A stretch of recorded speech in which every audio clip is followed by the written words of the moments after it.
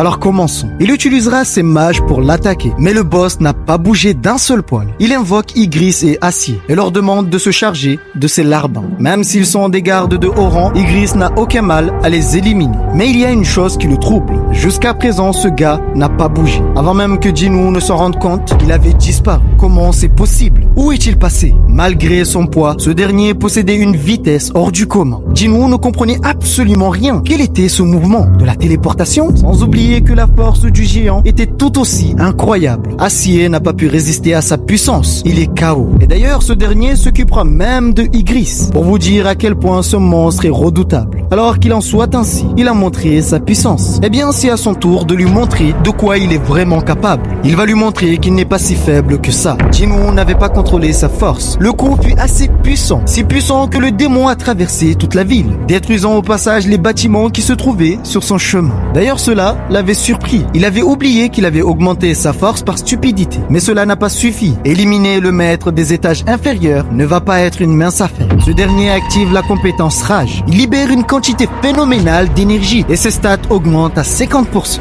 Jinwoo avait du mal à tenir debout et remarque que c'est la même compétence que celle du Cerbère. Celle-ci va augmenter sa vitesse et sa force. Elle va aussi réduire la douleur. Il sait qu'il ne va pas pouvoir esquiver ce coup. Il est trop rapide. Alors il appelle Acier. Acier utilisera toutes ses forces pour lui lancer son bouclier. Maintenant, il va pouvoir lui tenir tête. Il est trop rapide. Le coup est si puissant que la terre n'a pas pu résister. Le démon a absolument tout détruit. Grâce à sa force, il arrive à encaisser les coups, mais il doit trouver une ouverture pour pouvoir passer à l'action. Il a pu s'échapper, mais il sait que si ça continue, il ne va pas s'en sortir. Sa tête est le seul endroit où il peut espérer lui faire quelques dégâts, mais c'est trop dangereux de l'attaquer ouvertement. Il doit créer une situation qui lui permettra de prendre l'avantage, tout en éliminant ses mouvements. Lorsqu'il fait attention, il voit un bâtiment qui s'écroule. Pour lui, ça fera l'affaire. Il décide de se diriger vers le bâtiment, mais le démon ne pouvait pas le laisser faire, et celui-ci était en mode berserk. Il ne réfléchissait plus. Alors il l'a conduit jusqu'au bâtiment. Même s'il l'a remarqué, c'est trop tard. Son plan est déjà en place. Le démon lui sourit et attend de voir ce qu'il va faire. Même s'il est fort, pour lui, ça va être difficile qu'il s'arrête à cette vitesse. Alors que le démon essaye de s'arrêter, Jinwoo avait sauté dans sa direction et le bâtiment continuait de tomber dans leur direction. Il va en finir avec lui rapidement.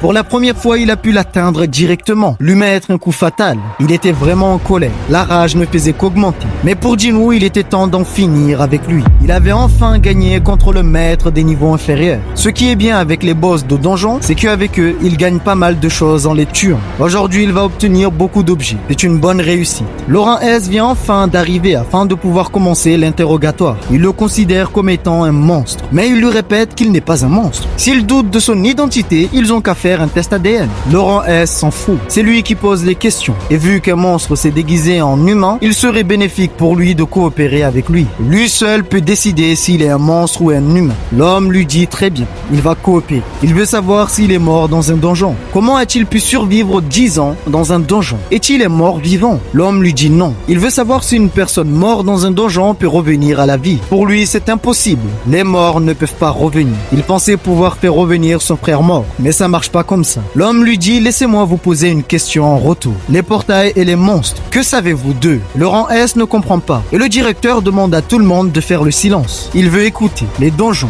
les portails, les monstres, tout ça n'est que l'annonce de la vraie guerre. Et le plus grand désastre d'entre tous vient tout juste de s'éveiller. Il veut savoir quel est son but. Son but est d'empêcher ce désastre. Et quel est le grand désastre? Concernant le grand désastre, il ne peut pas le dire. Donc l'humain revenu pour empêcher le désastre ne peut pas dire qu'est-ce que le désastre. N'est-ce pas mieux qu'ils travaillent ensemble? C'est alors que l'homme lui dit que le nombre n'est rien face à sa puissance. Si des naïfs se rassemblent, ce sera juste un massacre. Il devrait le savoir vu qu'il est plutôt fort. Ce qui l'a surpris. Vient-il de le sous-estimer? Lorsqu'il fait attention, il remarque que ce dernier ressemble beaucoup à Jinwoo. Et d'ailleurs, son nom de famille est le même. En 10 ans, il n'a pas vieilli. Pour confirmer s'il est bien le père de Jinwoo, il lui demande s'il se souvient du nom de ses enfants. Son fils s'appelle Song Jinwoo. C'est bien ça. Un large sourire se trouve sur son visage. C'est lui qui qui pose les questions. Mais le père de Jin-Woo lui dit qu'il a besoin d'une confirmation. Laurent S lui dit s'il ne répond pas, que va-t-il faire? Le père de Jin-Woo lui dit qu'il usera de la force dans ce cas-là. Alors qu'il en soit ainsi, il le qualifie de monstre. Il n'est pas un humain. Le directeur adjoint n'était pas vraiment d'accord, mais il avait déjà pris sa décision. Il vient de rentrer de Corée. Il connaît assez bien la situation de son fils. Il lui annonce que son fils Song Jin-Woo